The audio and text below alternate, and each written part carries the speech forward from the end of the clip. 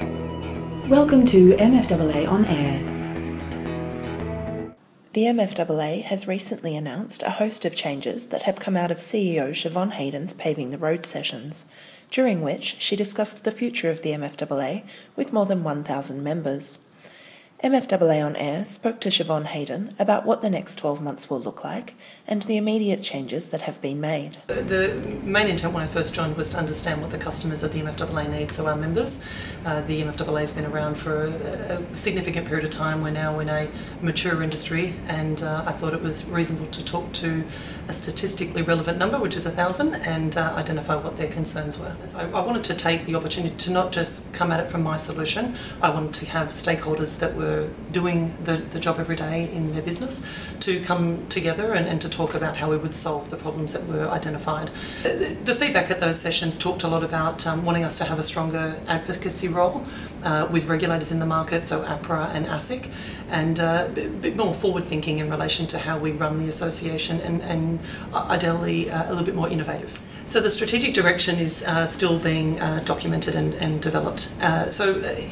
Prior to that, though, from the feedback, it was also important to understand what is the best practice in association management, and I did a lot of research in relation to that. So some of the things that we need to consider are, the criticality of time at this point in businesses. Everyone is time poor. The mainstay of home entertainment is monopoly. We have an express monopoly game now. So as an association, we need to be cognizant that our members are time poor.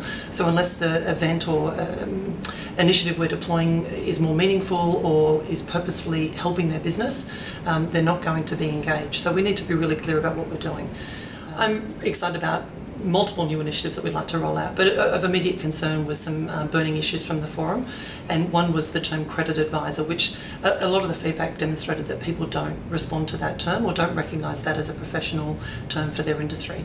So we have had just change by the board to finance broker as a movement away from the term credit advisor, which I'm really pleased with.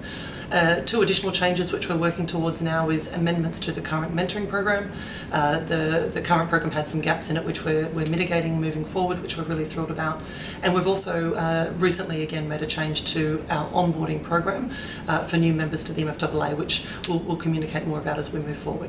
The outcome of the forums for me was a major data find, fact find from our customers, and really that feeds into what I'd like to deliver to the customers over the next coming sort of 12, 18 months, and ideally the next 3 years. That doesn't preclude, however, industry changes, external environmental changes that I need to change tact. Interestingly, from the forums, it became quite apparent that the brokers attending those sessions felt that there could be value in doing that on an annual basis. So I would also look to, spend that time with our members annually, doing the 2-hour sessions to find more feedback in relation to what they need. To find out more about the outcomes of the Paving the Road sessions, contact the MFAA. You've been watching MFAA On Air.